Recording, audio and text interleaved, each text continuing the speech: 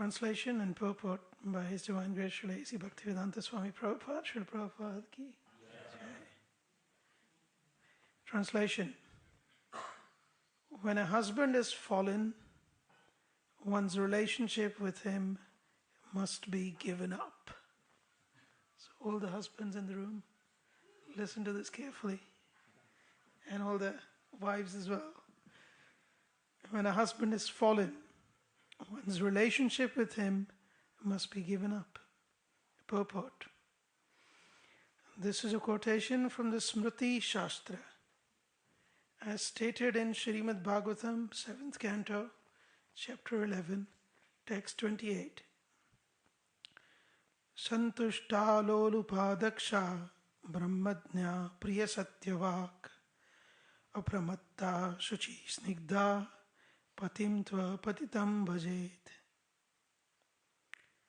A wife who is satisfied, who is not greedy, who is expert and knows religious principles, who speaks what is dear and truthful and is not bewildered, and who is always clean and affectionate, should be very much devoted to a husband if he is not fallen. There's a big important if in the original Sanskrit as well. Patitam tu apatitam. Patim tu apatitam bhajet. Okay. Om Ajnantimirandasya Jnananjana Shalakaya Chakshur Unmilitam Yena Tasmai Shri Gurave Namaha Namo Vishnu Padaya Krishna Prishtaya Bhutale Shrimate Bhakti Vedanta Swami Niti Namine Namaste Saraswate Deve Gauravani Pracharine Nirvishesha Shunyavadi Paschatya Deshatarine Jai Shri Krishna Chaitanya Prabhu Nityananda Shri Advaita Gadadhara Shri Vasadi Gaura Bhakta Vrinda Hare Krishna Krishna Krishna Hare Hare Hare Rama Rama Rama Hare Hare.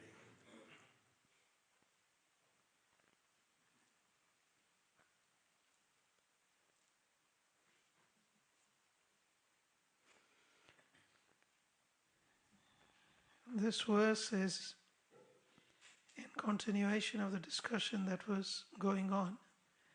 Would anyone like to fill us into what the context of this is? Anyone? What is the context in which this verse is being spoken? And who is speaking it?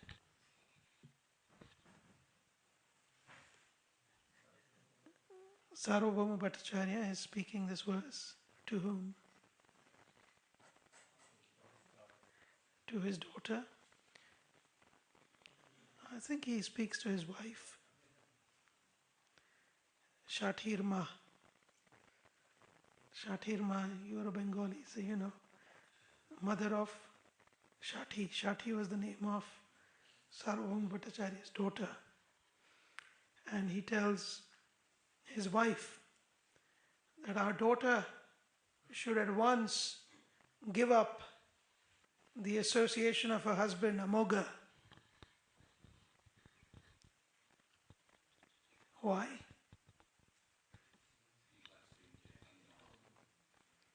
Because he blasphemed Lord Chaitanya. How did he blaspheme Lord Chaitanya?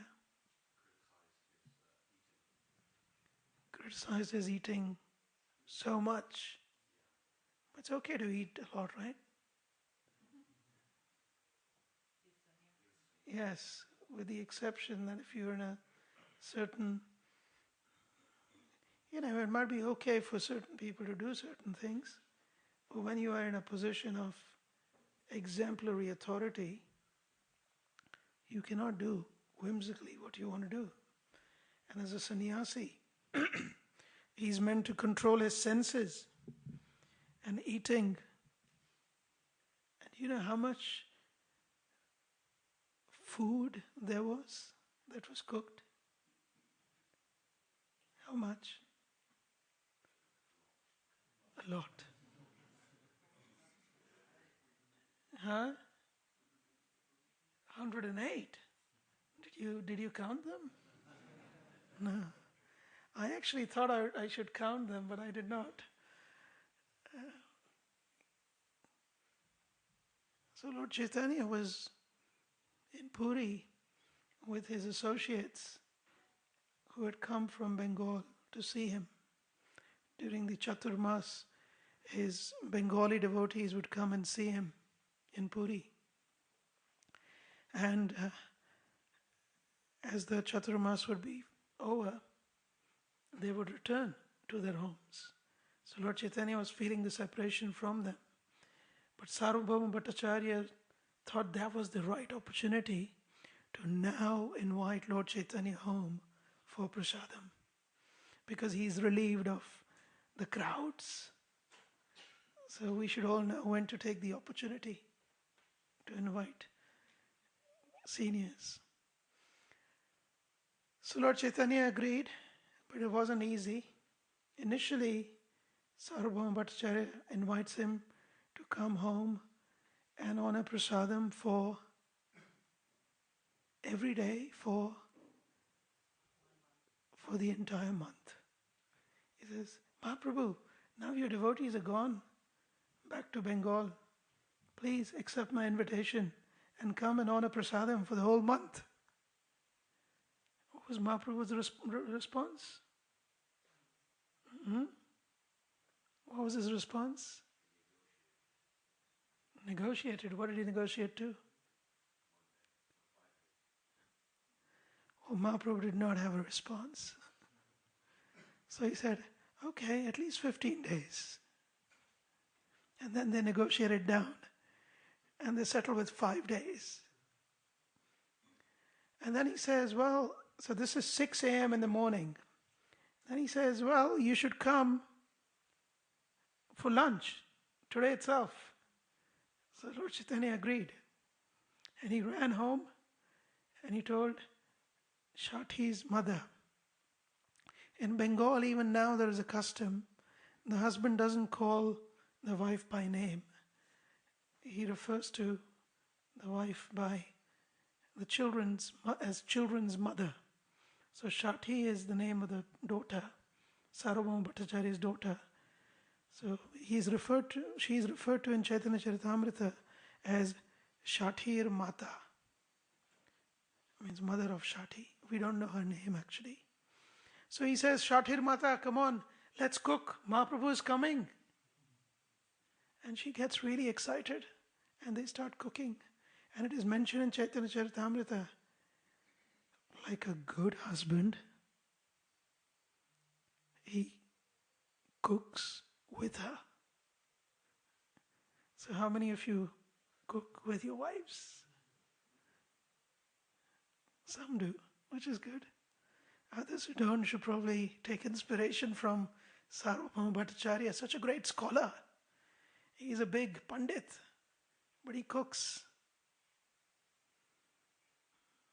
So, cooking is also full of rasa. I also like to cook. Every Sunday morning, the Lord is very kind to accept breakfast. So he cooked, and how many items did they cook? Well, some mention 108, others mention 1,000. And Mahaprabhu arrived on the dot at 12 noon. And when Mahaprabhu arrived, he served all the items to Mahaprabhu. Of course, they were all offered to Krishna by then. So not only did he buy the vegetables, chop them, clean them, cook them, offered them, arranged them, all ready for Mahaprabhu to honor them. Everything from 6 a.m. to 12 noon. This must be like, they must be super cooks, right? So they somehow managed. And when Mahaprabhu arrived, he was surprised. How did you manage to cook so much? It is mentioned there was 6 pounds, 3 kilos worth of mountain of rice, which was dripping in ghee, golden.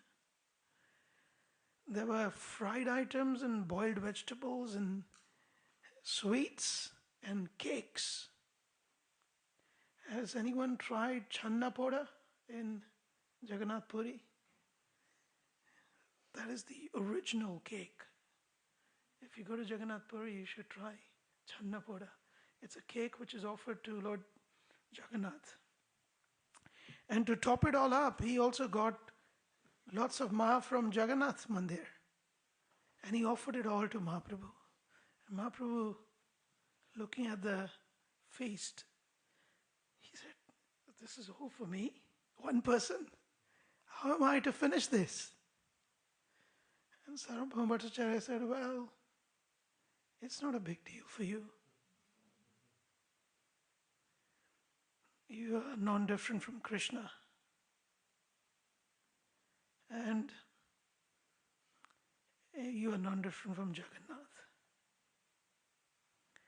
As Lord Jagannath, you eat 100 pots 52 times a day. How much is that? And as Krishna, you would eat in the morning, you would have breakfast cooked by your mother in the house of your father, Nanda Maharaj. And then you would be invited by your uncles, and your aunts would have cooked for you. How many uncles did he have? Nanda Maharaj has 4 brothers. So after finishing his breakfast at his own home, he goes to his uncle's home for breakfast. And after finishing there, Nanda Maharaj has 2 sisters, Anandini and Nandini. And both of those sisters also invite Krishna for breakfast. So then he goes and has breakfast with them. And then he has lunch with hundreds and thousands of gopas, tasting a little from each one of their boxes. And in the evening, when he comes back home, he has dinner again at Nanda Maharaj's house and all his uncle's house and his aunt's house. Sarvabhauma Bhattacharya is saying this in the verse. He's saying, look, you eat so much. You're a feasting Lord. So what's this little preparation that we've attempted to make here? And then he says, well, and then in Dwarka, you married 16,000 queens, each one with a separate palace. And you were personally present with each and every one of them simultaneously, and each of them is cooking hundreds and thousands of wonderful items, and you're feasting on them. So that's your real capacity. So please, honor. Mahaprabhu's convinced. So he starts honoring. And just then, and actually when Mahaprabhu is honoring Prasadam, Sarvabhauma Bhattacharya is guarding the door with a stick, ready to pounce on anyone who disrupts or interrupts the feast. Amogha, who is his son-in-law, happens to come by, and he's there just to check on, what is this Lord Chaitanya? Who is this Chaitanya? What is he doing? His intention were evil. Sarvabhauma Bhattacharya understands that. He guards the door, but somehow when he's a little inattentive, trying to go and get something from the kitchen, Amogha peeps in and he sees Mahaprabhu surrounded by feast and relishing. Immediately at once he points finger at Mahaprabhu and says, you call yourself as a sannyasi? A sannyasi who is a debauchee, who feasts, who cannot control his senses? Hearing this, Sarvabhauma Bhattacharya is so angry. He immediately raises the stick. Amogha escapes, and Sarvabhauma Bhattacharya runs behind him. But Amogha disappears. He comes and he falls at the feet of Mahaprabhu and says, please forgive me. It seems I invited you just to be dishonored. It's all my fault. Mahaprabhu says, It's all right. Isn't Amoga just like your son? A son-in-law is to be treated like a son. Is he not just like your son?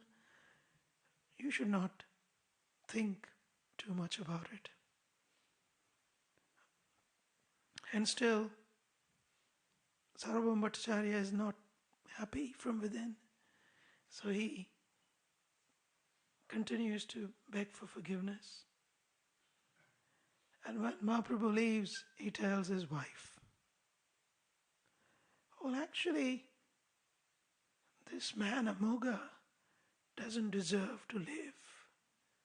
He should be killed. And if he cannot be killed, then I should commit suicide. But then he says, but the Dharma Shastras say, because he's a scholar after all, he's got he's not, see, a scholar does not just think emotionally. He's going to apply what he knows. So he quickly applies what he knows. He says, but the scriptures say that a Brahmana should not be killed. And Bhagavatam says, even a Brahma Bandhu, one who's a relative of a Brahmana, should not be killed. So although Amoga is a Brahma Bandhu, his body cannot be touched.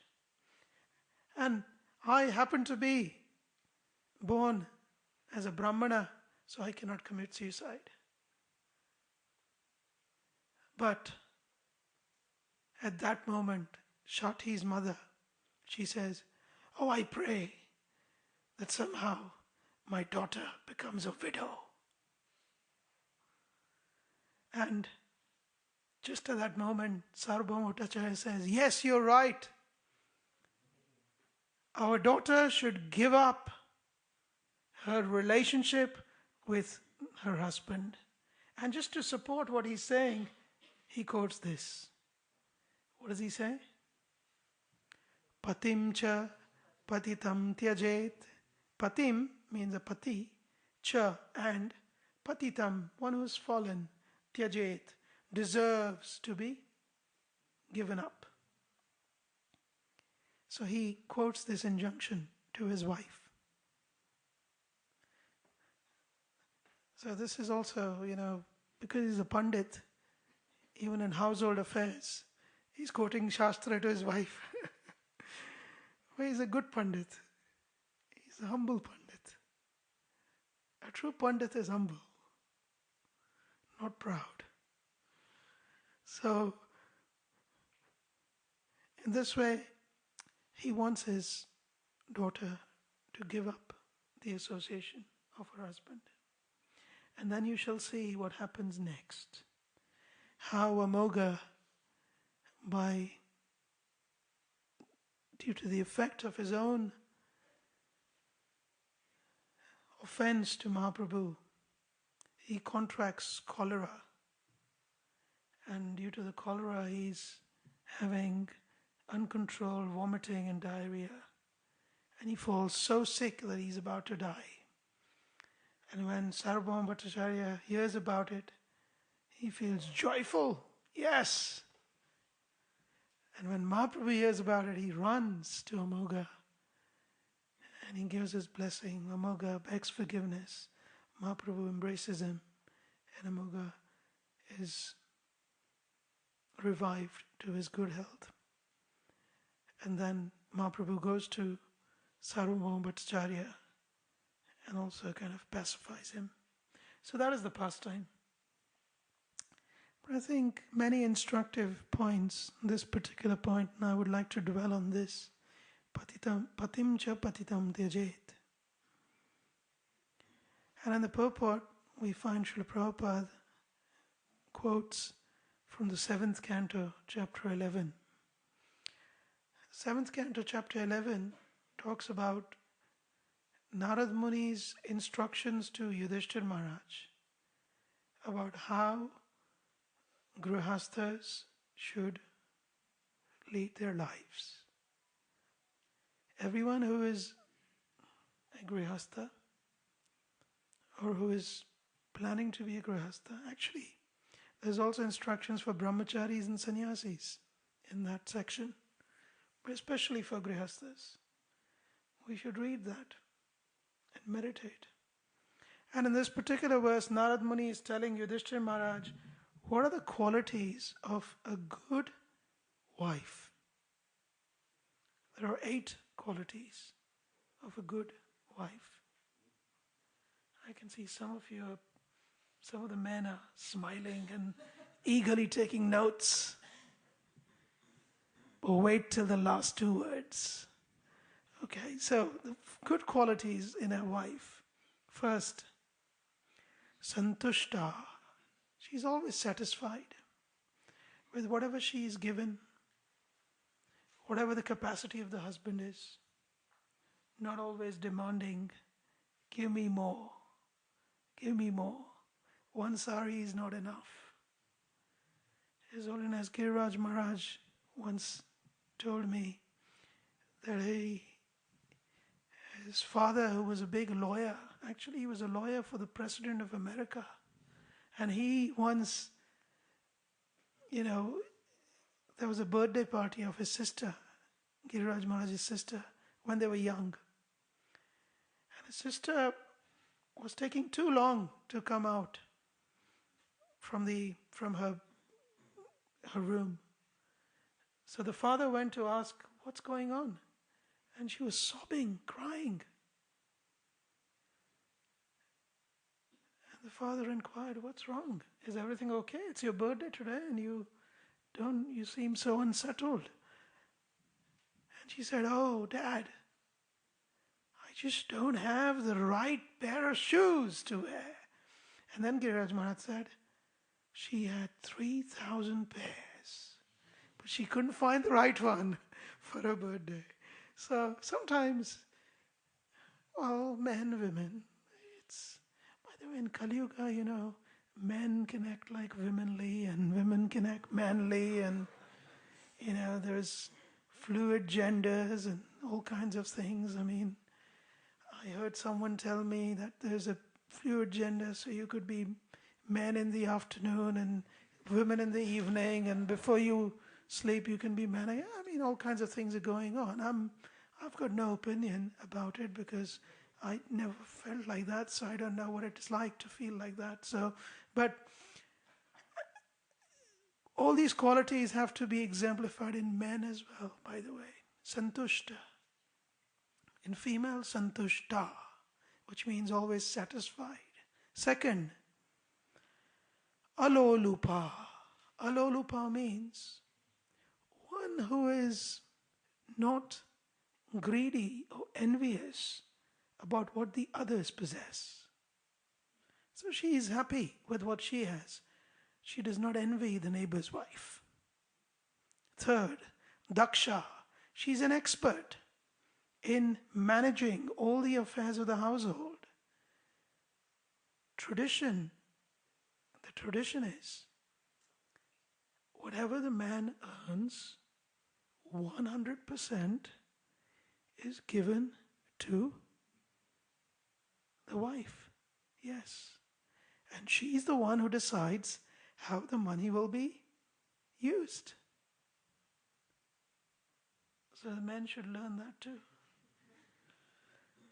Dharmadnya, she knows what is dharma. Especially, she does not make demands which are against dharma. We all know what happened when Diti demanded to unite with her husband at the wrong time, and the demons were born. So dharma, knowing dharma. So women are not uneducated. Otherwise the word nya would be meaningless. Can you go to the verse, please? The Sanskrit. Dharmadnya, knower of dharma. The word dharmadnya would be meaningless if they were not educated. Oh, it's in the purport, sorry. It's that one there, stop there. Dharmadnya. The women were educated in dharma, learned. Priya Satyavak. Wives, because they are so close to their husband, the husband may be treated with a lot of respect elsewhere. But at home, they get the real taste of who they are. Yes, because the wife can be pretty direct. The Shastras say, please be direct, but be a little sweet. Priya, it says, Priya Satyavak, not just Satyavak. People think you're a great scholar, but you're just a fool. But not like that. You could say, well, people think you're a great scholar, but in my transactions, I deem you to be like a fool sometimes. Just soften the blow. Next, apramatta. Apramatta means she's not bewildered about her duties. She's not lazy. Pramatta means lazy. Shuchihi, she's clean. Snigdha, and she's affectionate towards her husband. These are the 8 qualities of a wife. But then these qualities have to be exhibited by the wife only if the last line is fulfilled, which is very important. Patim, the husband, too, must indeed be apatitam, must indeed be not fallen, bhajet. Then you can exhibit these qualities. Otherwise, you should have nothing to do with him. Otherwise, that's confirmation. You can have nothing to do with him. So the men have a lot to prove, to become deserving, first, and then deserve. His Holiness Radhanath Swami Maharaj was once speaking, and he said,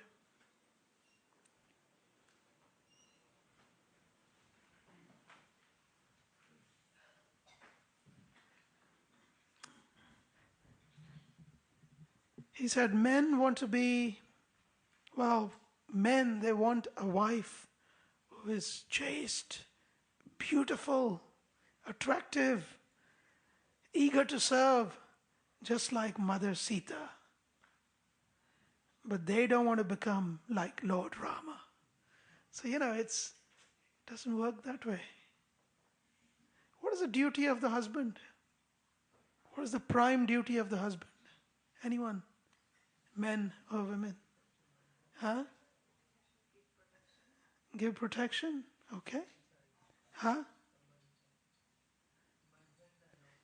Maintain the household, yes. Spiritually elevated? Yes.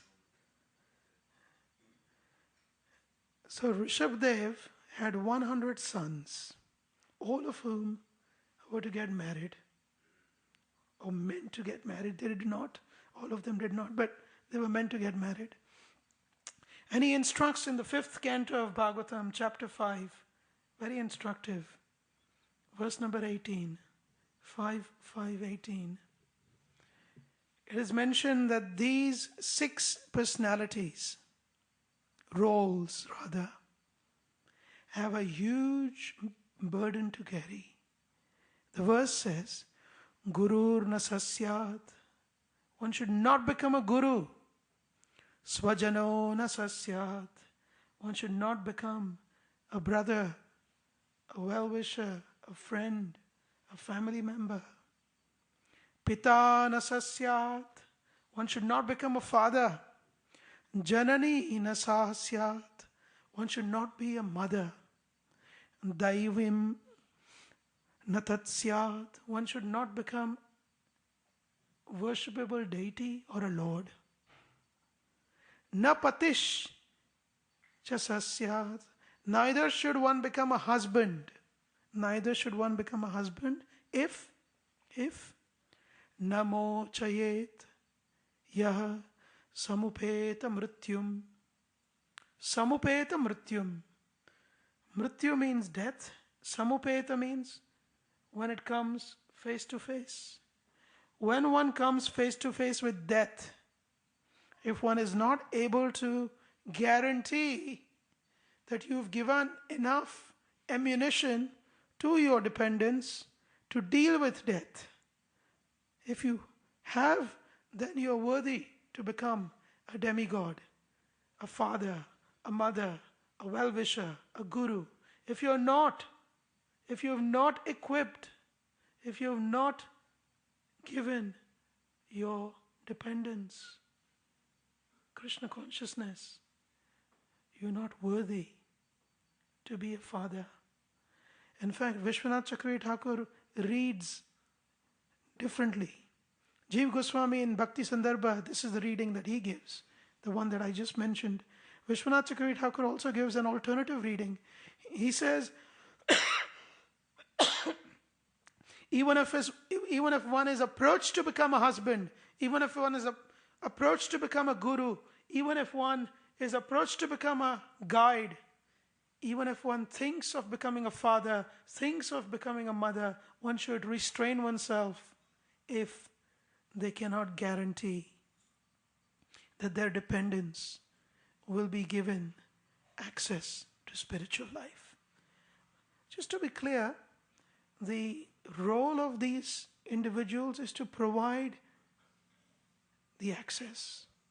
Whether the dependents will become devotees or not, it's down to their own endeavor, free will, and karma. But our duty should be. Otherwise, Guru can be given up.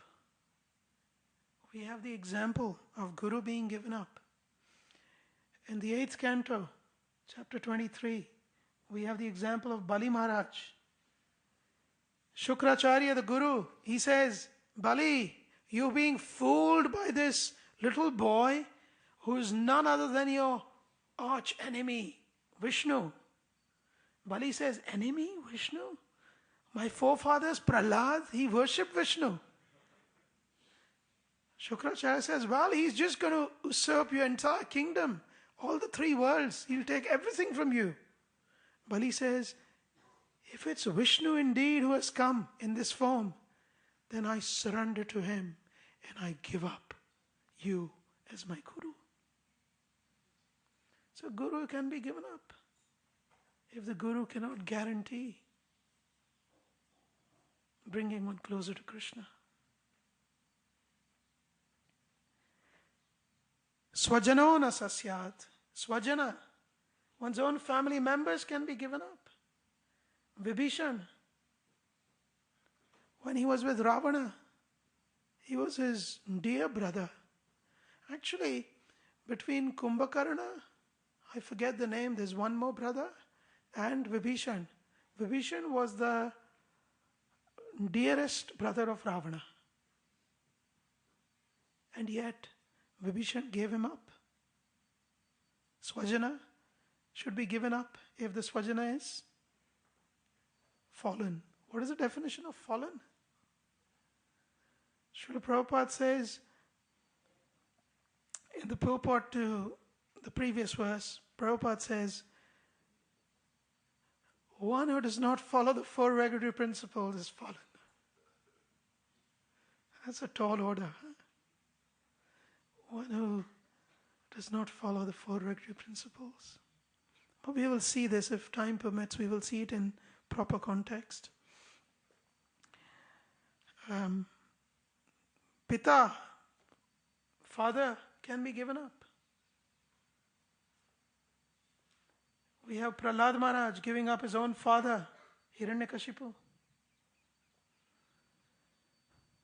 What is next? Janani, mother, can be given up.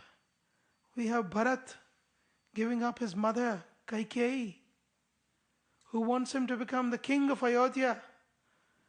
And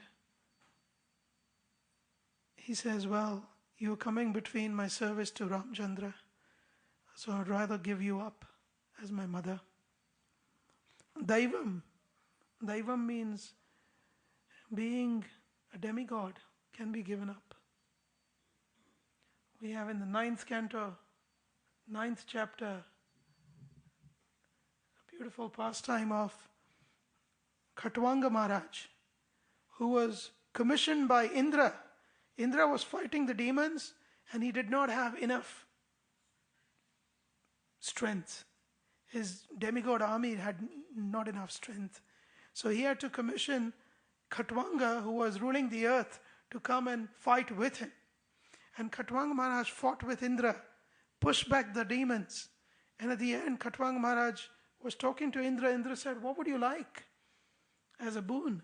I can give you whatever blessing you want." And Khatwanga Maharaj said, "Well, before you give me any blessing, tell me how long do I have to live?" And Indra says, so the demigods, they can see the past and future and present. We can only see the past and the present, right? Well, some of you might be able to see your future, but actually all our futures are bright. As long as we are connected to Srila Prabhupada's movement. So we know what our future is. Anyway, so Khatwanga Maharaj said, "How long do I have to live?" And what did Indra say? "You have one muhurta, approximately 42 minutes to live." Khatwanga Maharaj said, "You keep your boon with yourself. I'm going down." He came down in that 42 minutes. He came down to earth. He gave up his kingdom to his children. He walked away from his kingdom as if, giving it away as if it was stool. You know, when you do your morning job, evening job, whatever, you might be going to the toilet. Ayurveda says if your stomach works like it normally should, you'd only go. It says a yogi goes to pass stool once a day. A bhogi goes twice.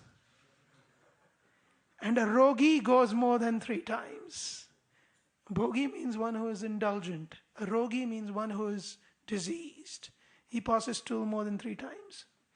Anyway, whatever, I don't want the number, but I want to drive a point. When you pass stool, how fascinated do you feel by what you have lost from your body? How attached do you feel?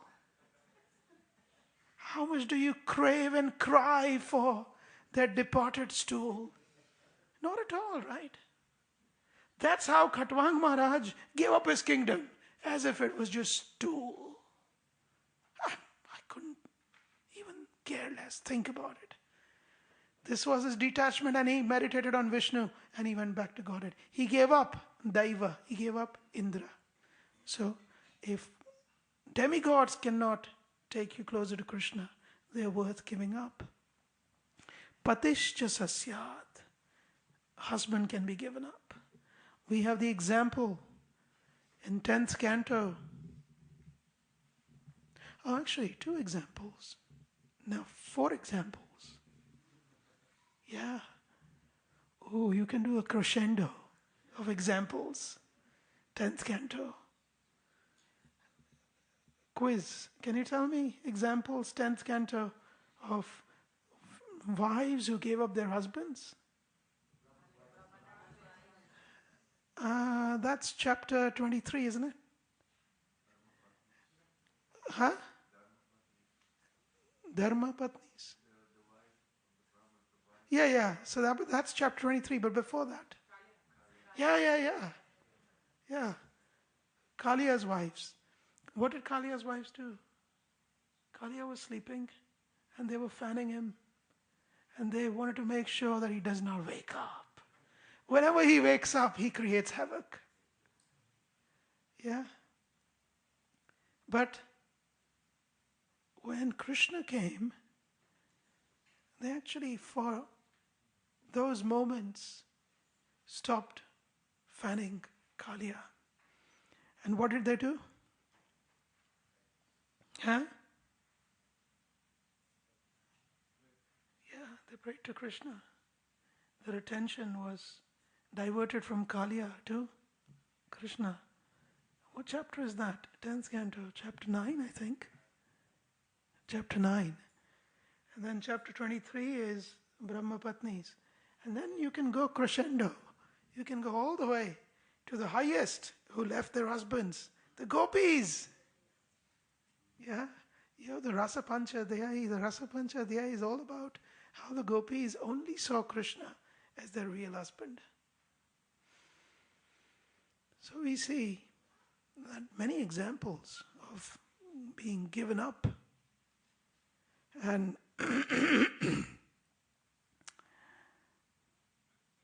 anyway, there's a lot to be said.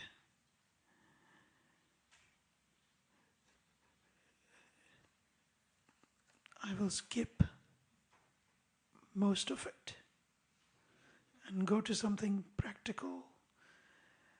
One thing, one should not give up one's husband or one's wife for petty matters. Oh, I don't like him anymore because he snores too much. I don't like her anymore because, now that we have kids, she's just looking after the kids and whatever the kids want. And I'm like the second or the third class citizen in the house. It'll happen when you have children. Experience tells me. It happens. Because, children have to be looked after. You gotta learn to live. When you were my only beloved, not sharing my love with anyone, you were cooking for me. I had a different variety of gulab jamun every week. And here I am now with, 2 kids, and all you want is to serve them. And it's how things happen. So these are petty things. So Srila Prabhupada quotes Chanakya Pandit, and he says, Rishi Shraddhe. This is a beautiful verse. Rishi Shraddhe Aja Yuddhe Prabhate Megha Garjane Dampatya Kalahe Chaiva Bahvarambhe Lagu Kriya. Bahvarambhe. It starts like with great pomp and commotion. But actually it is Lagu Kriya. It is just an insignificant matter. What starts with great commotion? These 4 things start with a great commotion. Number 1, Rishi Shraddha. Rishi Shraddha means some sage dies in the forest. And everyone says, oh, this Babaji, this Rishi has passed away. We have to go for his Shraddha. But when you actually go there, you have to sit on the floor. There is no prasadam. There is only a cup of Ganga Jal. There is no great yagya. It's only a little kirtan. But it starts as if, it's like a big thing. Next, Aja Yuddhe. There are 2 goats, 2 rams actually, male goats, in the middle of the marketplace. They both go on a head-on collision, like a big commotion, and then some passerby who is going, the goats are like fighting. Passerby says, "Hut!" Prabhupada explains like this. The goats are fighting and the passerby says, "Hut!" And the goats, go away, run away. It's not a big thing, the goats fighting. Prabhate Megha Garjane. Early morning, the sky rumbles as if it's going to break apart and pour torrential rains. But early morning sky rumbling never results in torrential rains. It's not a big deal. And the last one is Dampatye Kalahe Chaiva. Dampatye. In a married life, husband and wife are fighting. I don't want to be with you anymore. But then, after 1 hour, they're together. I learned this through practical experience that don't take it too seriously. Yeah? And also, I learned even another lesson. When my kids would have a fight, one of my child is in this room, when they would have fight between them, both my children, me and my wife would take sides on who we thought was the right. I think my daughter was a little bit more right than my son, or my son was the right one, and we would take his side. And when we would take one side, the other would become really furious on us. And then after an hour, they both are playing together, and we are the bad guys. So, we learned, actually, let them fight. Because it doesn't last. 5 minutes, 10 minutes. I'm not going to talk to you anymore. My daughter would tell me, I'm not your best friend anymore. And in 2 minutes, she'll come back, say, Daddy, can I have this from you? So these matters, one has to learn that not everything is so serious that we become really sort of, too much into. We need to learn how to let go in Grihastha life. Yet, I do want to say this because this is important and something practical you can adopt in your life. From the example of Vibhishan, please listen carefully. There are 6 practical steps given by the commentators of the Ramayana. 6 practical steps on how to deal with a guru that you want to give up, a brother you want to give up, or a sister you want to give up, or a father you want to give up, or a mother you want to give up, or a husband you want to give up. Because they are not helping you with your spiritual life.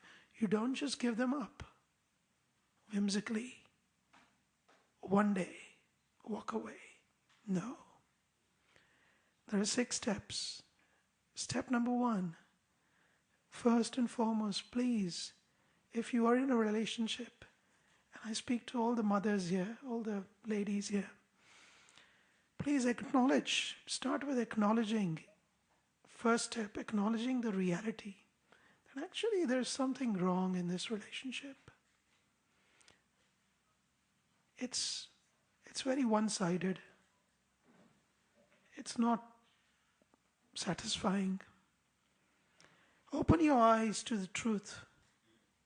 Vibhishan, first thing, when he was in the court, and Ravana came and he said, now I have the personified goddess of fortune in my possession. This Sita, she's so attractive, and she shall be mine. Immediately, Vibhishan, first thing, he acknowledged, there's something wrong here. This is adharma. What Ravana is thinking is adharma. So, in any relationship, the first step is to open our eyes and not continue to be oppressed, suppressed, depressed. Prabhupada used these words. He said, my godbrothers only gave me oppression, suppression, depression. Of course, he said it in some context. So we should not use this to offend his godbrothers who are great saintly personalities themselves. So please do not take these words to mean that we can have a free license to talk about Prabhupada's godbrothers. But in a context, he had said this. My point is, the oppression, suppression, and depression that we go through, acknowledge it. Open your eyes to it. If your relationship is not healthy, Vibhishan acknowledged. Second step, create boundaries in your relationship so that you no longer are subjected to the violence of that relationship. The next step that Vibhishan did was he created the boundary by completely not responding to Ravana's seeking of approval. In the court, whenever Ravana wanted to seek an approval from his ministers, and Vibhishan was his favorite brother, he would sit on his right-hand side. He was literally Ravana's right-hand man. And yet, Vibhishan said, "My dear brother, I have created the boundary. I shall not support your call for approval of adharma." Like for instance, where he said Hanuman should be burnt alive. Vibhishan said, "No, I cannot approve it."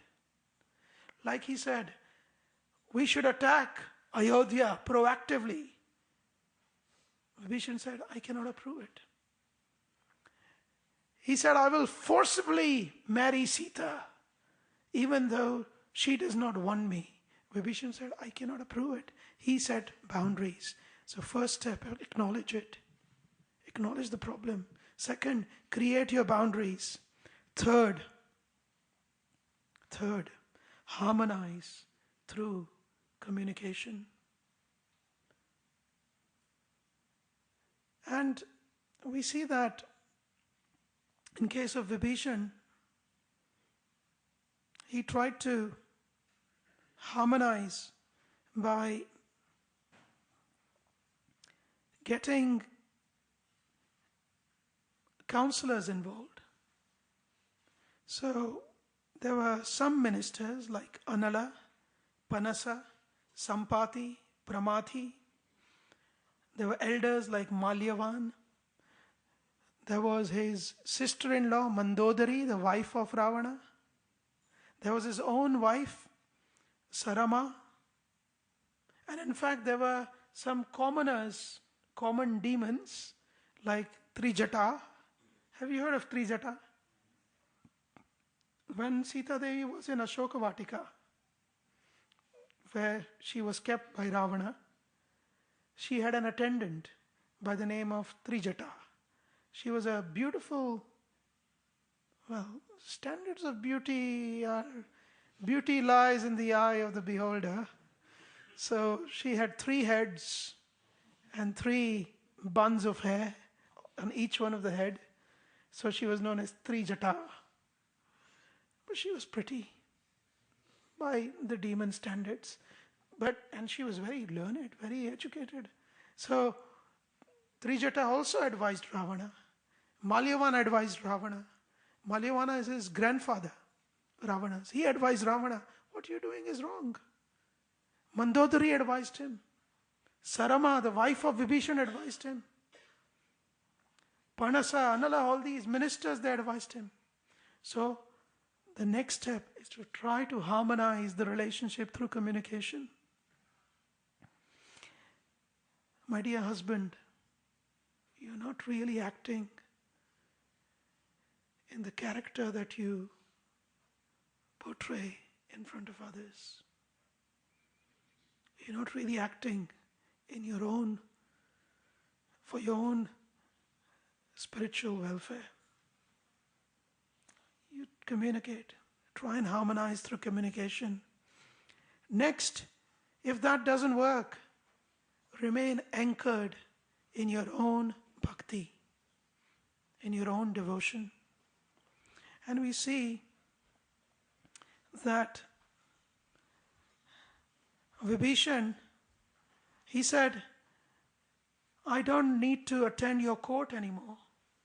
I will just continue." Haribol, welcome.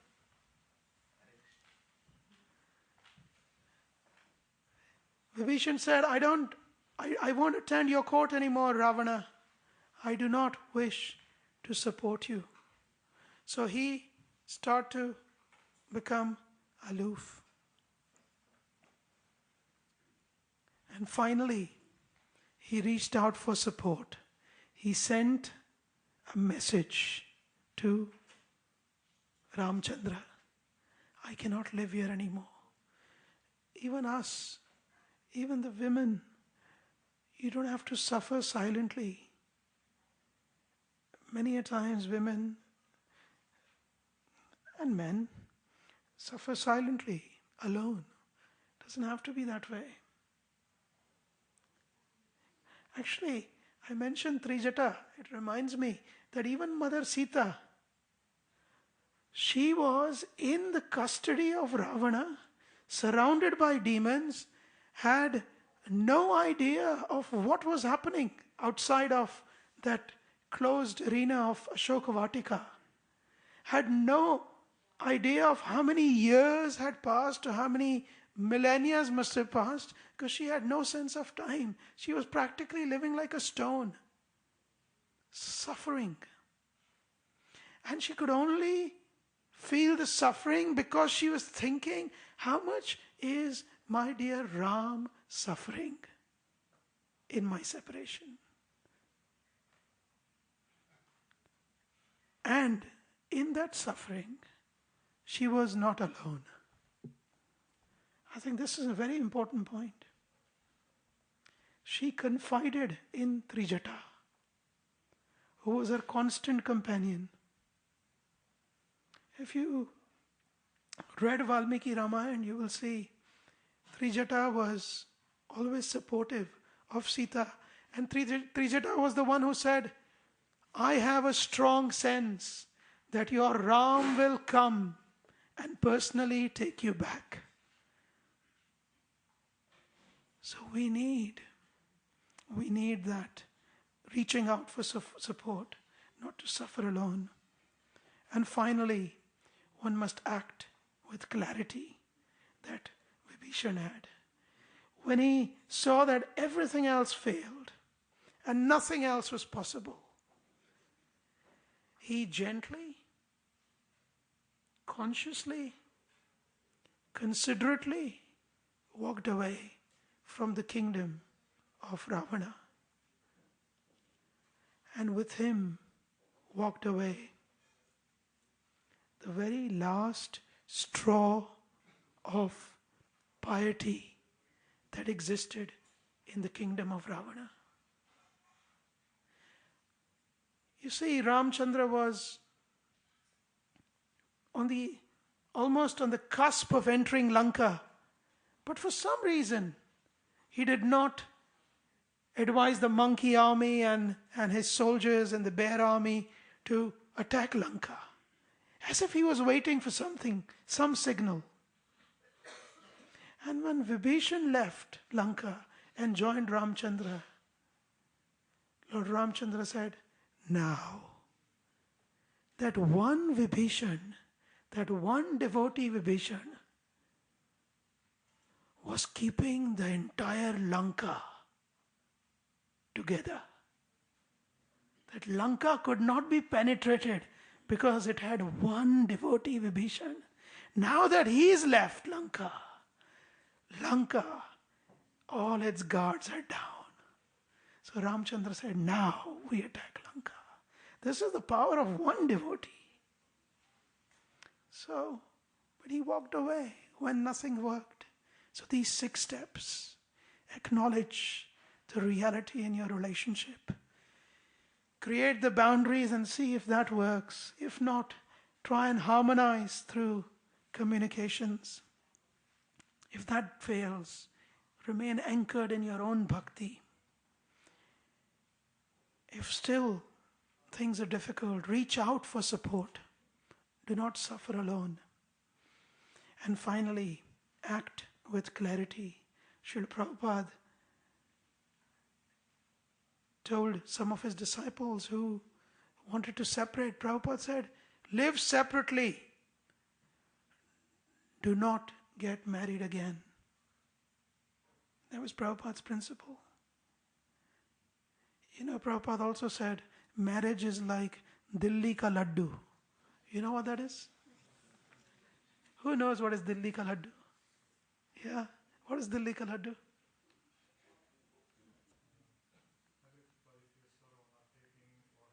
Yes, it's It's a very special laddu. You must try if you haven't tried. Prabhupada said, so I'll explain. A Dilli ka laddu is this big.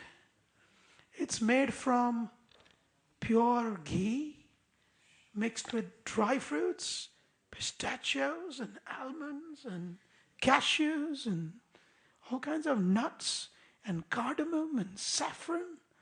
And I mean, it's the ultimate thing in mouth-watery sweet that you will ever taste. And it's big. When you see it, the fragrance, the sight of it, everything is so attractive. Srila Prabhupada said, marriage is like Dilli ka laddu. One who eats it regrets. One who doesn't eat it also regrets. Because if you don't eat that laddu, you're like, oh, I'm missing out. But if you eat it, you will be frequenting the toilet for many days. Because you won't be able to digest. Only some few people can digest Dilli ka laddu. Few people can digest married life. The rest lay slain in the battlefield of life. Yeah. So it's true. But the reality is, once you've tasted it, definitely you won't taste it again, right? So Srila Prabhupada said, well, if you've had a failed marriage, you've walked away, you've done all these steps, you've tried to save the relationship, it's just not happened, then don't go back again. This is indication you do your bhakti in your own way. I mean, there are times where Prabhupada, there's a letter that somebody sent to Srila Prabhupada and he said, Srila Prabhupada, I don't like my wife anymore. He was just married like 6 months back. He said, I don't like my wife anymore. She is, she's too ambitious in her devotional life and I can't cope with her. And we just don't get along. We have no love for each other. So please give me your blessing and your permission to divorce her. By the way, I've already looked at another pretty bird whom I am considering.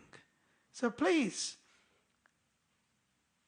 at the same time, give me blessing to remarry this other lady. So Srila Prabhupada was getting massaged by Shrutakirti Prabhu. And just the previous night, when he had the letter, Prabhupada would dictate the letters, the responses. And he dictated, you may divorce her and both of you may continue in your devotional service. Like that, Prabhupada dictated. And Shrutakirti Prabhu was just bewildered. How Prabhupada never, likes to approve divorces. I mean, he's never done it. He's in public forums, in his letters, in his books. He never says that you should divorce. Why? And then Shrutakirti Prabhu asked Srila Prabhupada while he was massaging Prabhupada, Prabhupada, yesterday, that letter you dictated, asking you for divorce? And Srila Prabhupada said, yes, I approved it. And yes, Prabhupada, why? I mean, I'm bewildered. Shrutakirti Prabhu said. Srila Prabhupada said, what can I do? This is the law of your country.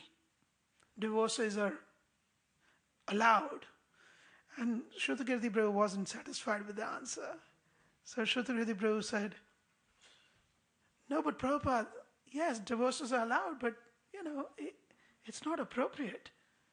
That's what you've taught us. Srila Prabhupada said, well, you're right. However, I know if I don't approve it, he will still divorce her. And he'll still marry this other girl. But he would also get the sin of not following the instruction of his spiritual master. So by approving it, at least he will not get that sin. So Srila Prabhupada personally knew the heart of his disciple, and as an exception, he made some approvals. But generally, what he made as an approval for an individual cannot be applied to everyone. For us, we should rely on Srila Prabhupada's books, his lectures, his letters, communications, morning walks. And the principle is, one should try to salvage one's relationship in the steps that I mentioned. And if it doesn't work, then go back to that verse, please. That's where we end. Go back to that verse, right? Chaitanya Charitamrita, Madhya Leela, chapter 15, text 265. CC Madhya 15.265. Then all the ladies can sing this verse. Oh, he's still finding it. That's it. That's it. All right, ladies. What is the next step if you've done everything? Patim cha patitam tyajet. Then, if there's complete hopelessness, then such a fallen husband must be given up. And yet, one should be open. If the person changes and comes back, one could remain open. All right, I am open now for any comments, criticisms, challenging questions. What a topic. I was actually going to back out of this topic. And I was told if I backed out, then they would ask one of our brahmacharis to speak on this topic. And I felt quite a pity for a brahmachari to speak. And somebody suggested Srinivas Prabhu's name, and I'm sure he does a wonderful job, but, he's too dear to me for me to throw him in front of the lions. So, anyway, any comments, corrections? I'll take the ladies. Hare Krishna Prabhu, thank you so much for your class. My question is regarding, I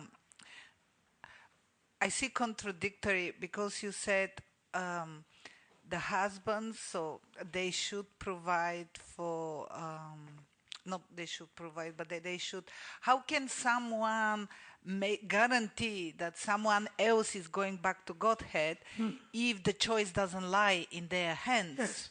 So how the guarantee could be there? So that was my... Yeah, so the scriptures are very clear. The husband, the wife, the father, the mother, sorry, not the wife, the husband. If you see that verse, Canto 5, chapter 5, text number 18, instruction of Rishabdev to his 100 sons. There is no mention of wife.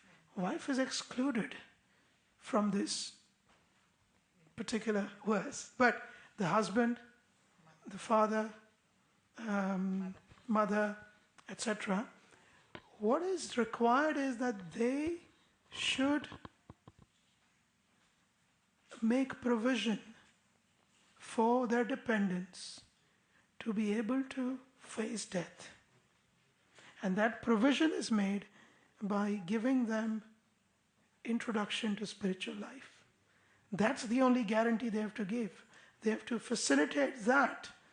And whether they become devotees or not, that's completely up to the free will of that individual, the karma that they possess. We can't guarantee. Nobody can guarantee. So the guarantee is actually making sure that they are exposed to that. Absolutely. Okay. Now I understand. Oh. Yeah. Okay, thank you. Yeah. Okay.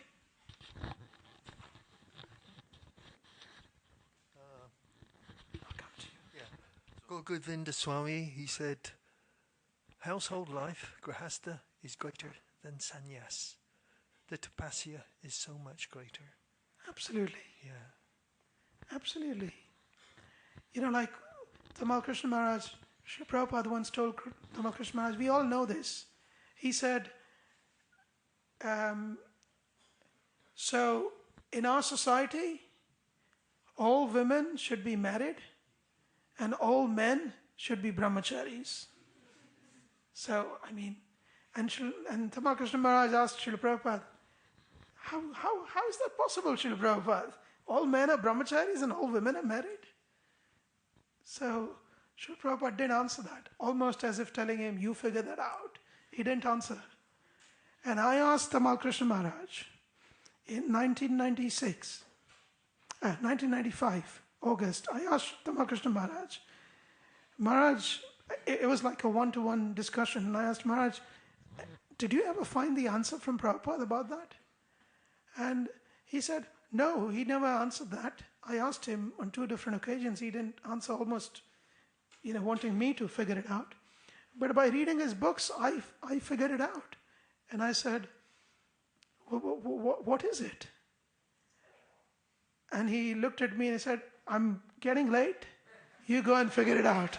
So I said, no, this can't be. Are you just, you're playing on me. So I was young. I was a young boy, teenager. So I was like, no, Maharaj, I'm not going to. Next day I asked him the same question. He said, every man should remain a brahmachari in his grihastha life by following all the things that a brahmachari does and only associating with his wife for the purpose of procreating Krishna-conscious children. In that way, Srila Prabhupada has actually written in his books, these are grihastha sannyasis. They are sannyasis. They are brahmacharis. And the women are all married. So that's Tamal Krishna Maharaj's explanation of how. But yes, you're right. Grihastha life is more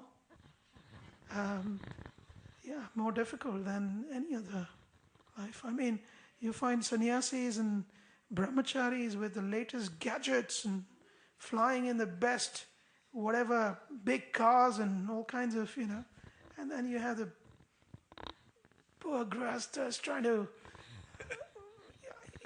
drive in cars which are 20, 30-year-old, and there's some disparity, but then I think it's worth it. Anyway, that's another topic, controversial, incomplete. I'll leave it for later discussion. Yes, Prabhu. And after him, one last question, we'll stop. Yeah. So, Mike. Your class, you were summarizing the pastime of Sarvabhauma Bhattacharya with the prasadam, and he was offering, and Lord Chaitanya was saying is a lot, and you said no because you get so many offerings. So what wasn't clear for me, if Lord Chaitanya wasn't being recognized as Krishna, how was he sitting with those justifications as to why he should be able to take so much prasadam, if that makes any sense? Yeah. So privately, he did acknowledge his original personality as the Supreme Personality of Godhead. He did. Privately, yes. It was only publicly and in the presence of several others that he would sometimes close his ears and say, Vishnu, Vishnu, Vishnu, if somebody would glorify him as Krishna. But privately, with his intimate associates, with Swarup Damodar, with Rupan Sanatan, with Kashishwar Mishra, with Sarvabhauma Bhattacharya, he would, just like when he was in Navadvip, behind closed doors of Sri Vasangan, Mahaprabhu revealed his real self, and he revealed the original personalities of his associates also. So, intimately, yes, he did acknowledge, he did agree, he did. So, this is in Chaitanya Charitamrita in the same chapter, if you read. Verse number, if you read from 198 onwards, My memory is not reliable, so you do your own research, but it's this chapter 15,265. So 15,198 onwards must be. You'll see that Mahaprabhu actually agrees. So he acknowledged, but only in intimate setting.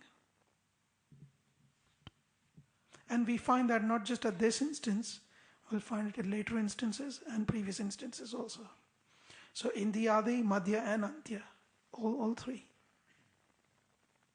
Like, for example, Rupa Goswami writes that verse and leaves it in the top of the roof, And Mahaprabhu says, hey, Rupa, how did you figure out what my intention was of singing the song of a mundane lover in front of Jagannath? And Rupa Goswami says, well, this is who you really are, in the mood of Radharani, feeling separation from Krishna.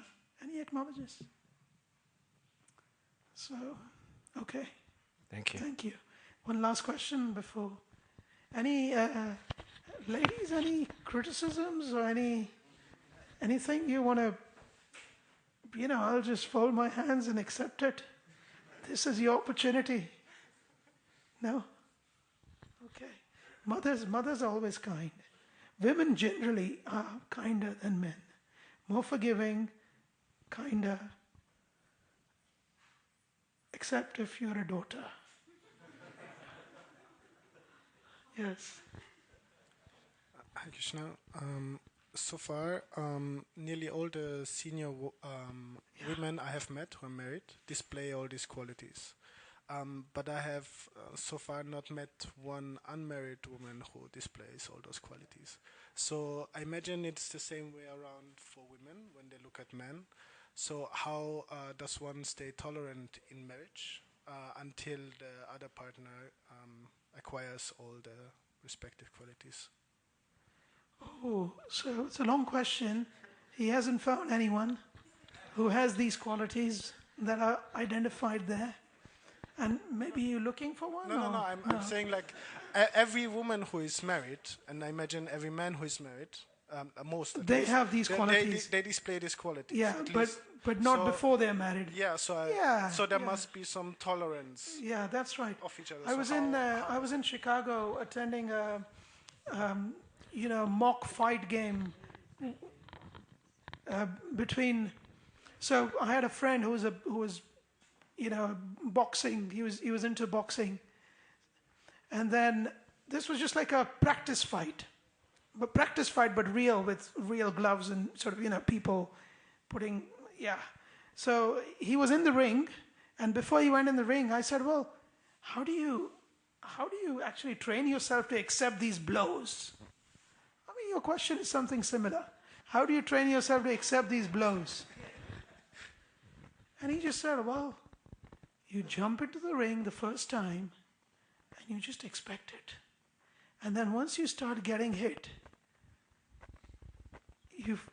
you find your feet every time somehow. You'll fall, but you find your feet. And again, you fall, you find your feet. So, I mean, it's a bit of that. You have to experience it. Like, you could theoretically say, well, how do I swim by reading a book? Well, you could try. We'll drop you in the middle of the English Channel after you've read the book. You memorized it, but you drown most likely. How do you learn how to swim? By just swimming.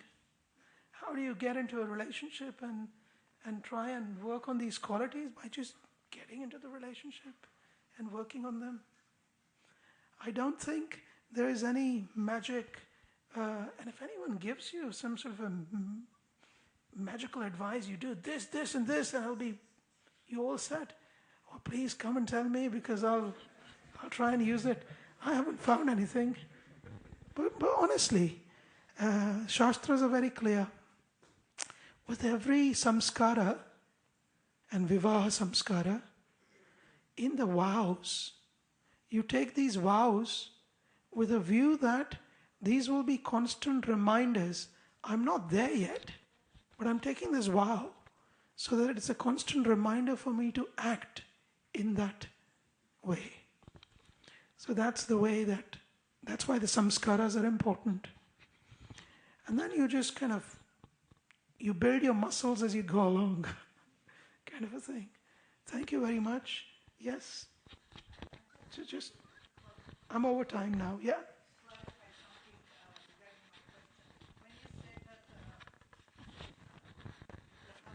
Make sure that the wife and the Should children, facilitate. yeah, Yeah. are exposed. Does it mean forcing them? Because No. I've seen No. a lot of Any force kind of on that. force, Yeah. any kind of sort of, overpowering that's not what is needed. I think that's naivety. That's being very naive. Why would you force your wife to do anything? Anything, forget. Or children. Or children, to force them to do anything?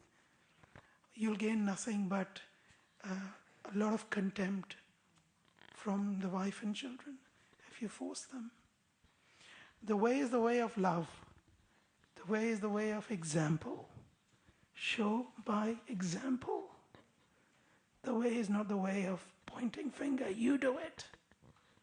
That never works. Well, that's my experience anyway. Okay. Thank you. Srila Prabhupada ki jai. Samved Bhaktivinoda ki jai. Gaur Premanandi. Hari Bol. Srila Prabhupada ki jai.